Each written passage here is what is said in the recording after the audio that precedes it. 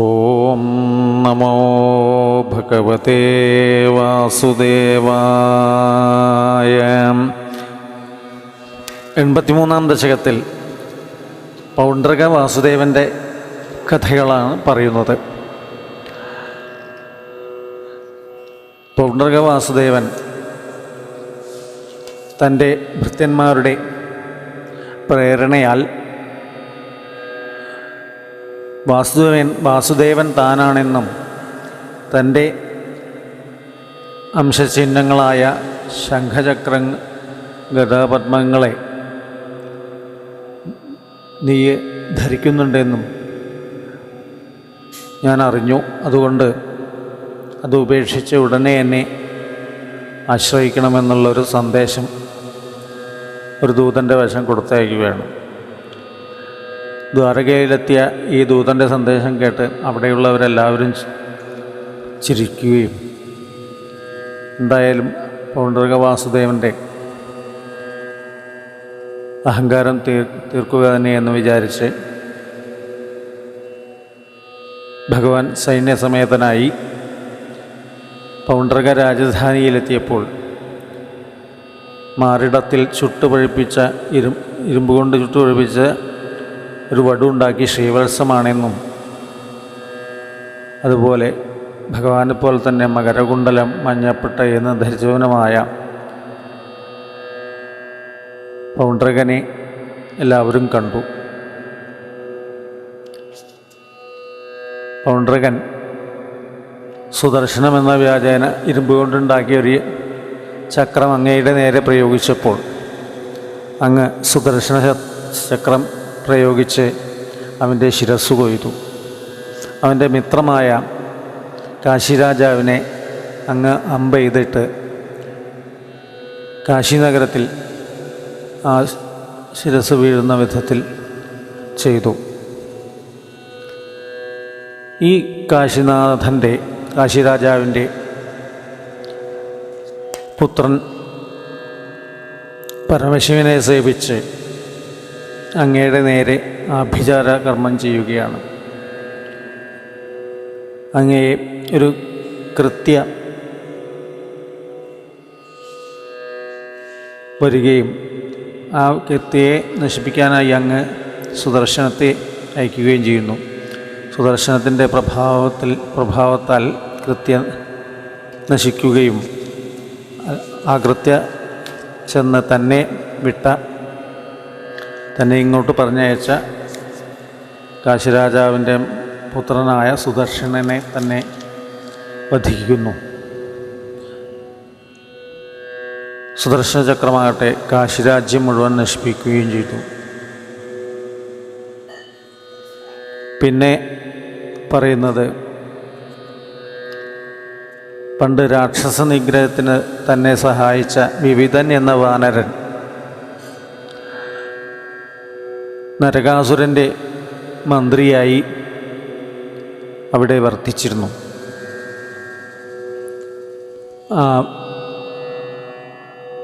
കൃഷ്ണൻ്റെ കൈകൊണ്ട് മരണം വേണമെന്ന് പ്രാർത്ഥിച്ചിരിക്കുന്ന ആ വിവിധൻ ദ്വാരകയുടെ സമീപമെത്തി ജനങ്ങളെയൊക്കെ ഉപദ്രവിക്കാൻ തുടങ്ങിയപ്പോൾ ബലരാമൻ വന്ന് വിവിധനെ കരികൊണ്ട് അടിച്ചു കൊല്ലുന്നു. ദുര്യോധനൻ്റെ പുത്രിയായ ലക്ഷ്മണയെ അപഹരിച്ചത് മൂലം കൗരവന്മാർ സാമ്പനെ ബന്ധനസ്ഥനാക്കി. ബലഭദ്രരാകട്ടെ ഹസ്തിനപുരത്തിലെത്തി അവനെ മോചിക്കുവാൻ പറഞ്ഞു. അതനുസരിക്കാതിരുന്നത് കണ്ടപ്പോൾ അങ്ങ് ബലഭദ്രർ കലപ്പ കൊണ്ട് ഹസ്തിനപുരം മുഴുവൻ തന്നെ മറിച്ചു കളയാനുള്ള ഭാവം എടുത്തു. പക്ഷേ പാണ്ഡവരാൽ വധിക്കപ്പെടേണ്ടവരാണ് കൗരവരെല്ലാം എന്ന് വിചാരിച്ച് അദ്ദേഹം ക്ഷമിക്കുകയും അങ്ങനെ ഭഗവാന്റെ ഓരോ വിലാസങ്ങളെയാണ് ഈ ദശകത്തിൽ പറയുന്നത്.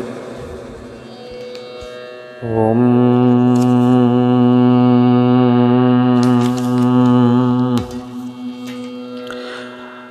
രാമേധ ഗോകുലഗതേ പ്രമദാ പ്രസക്തേ ഹൃദാനുപേത യമുനാദമനേ മദാന്ധേ സ്വൈരം സമാരമതി സേവകവാദമൂഢോ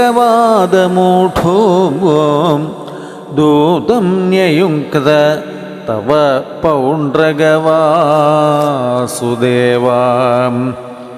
നാരായണോഹം അവതീർണൈഹാസ്മി ഭൂമൗ ധസ്സേ കില ത്വമപി മാമകലക്ഷണാനി ഉത്സൃജ്യതാനി ശരണം വ്രജ മാം ഇതി ത്വാം ദൂതോ ജഗാദ സകലൈർഹസിതസഭായാം ദൂതേധയാതവതി യാദവസൈനികൈസ്തും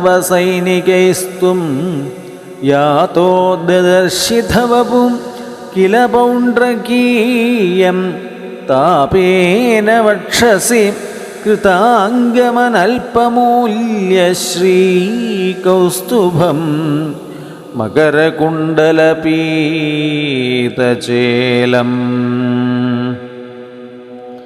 കാളായസം നിജസുദർശനമസൃതോസ്യ കാലാനലോൽക്കരഗിരേണ സുദർശനേന ശീർഷം ചകർത്തിധ മമർദ്ധിത ചാസ്യ സേനാം തന്മിത്രകാശിപശിരോപി ചകർത്ത കാശ്യാമാം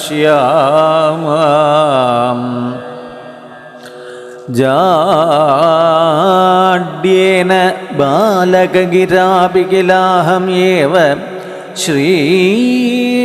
ശ്രീവാസുദേവ ഇതി രൂഢമതിശ്ചിരം സഹ സായൂജ്യമേവ ഭവദൈകധിയാഗതോ ഭൂൽ കോ നാമകസ്യ സുകൃതം കഥമിത്യവേയാൽ കാശീശ്വരസ്യ തനയോധസുദക്ഷിണാഖ്യ സർവം പ്രപൂജ്യ ഭവതേ വിഹിതാഭിചാരം കൃത്യാനലം കമപി ബാണരണാതിഭീതൈർദൂതൈഃ കഥഞ്ചന വൃതൈ സമുഭ്യമുഞ്ജൽ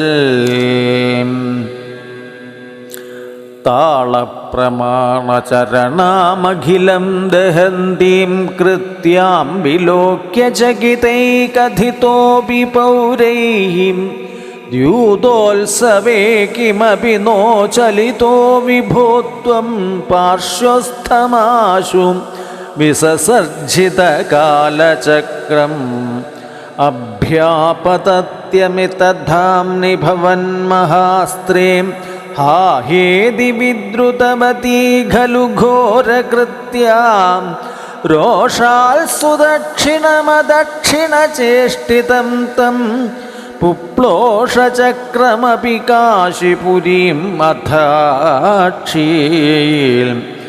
താഖലു വിവിധോ രക്ഷോഘാതേ കൃതോപ്യകൃതി പുരാ തവ തു കലയാ മൃത്യും പ്രാപ്തും തദാഖലതാം ഗത നരകഃ സജീവോ ദേശക്ലേശം സൃജന്നഗരാന്തികേ ഝടിതി ഹലിനാം യുധ്യന്നദ്ധാപപാതഹലാഹത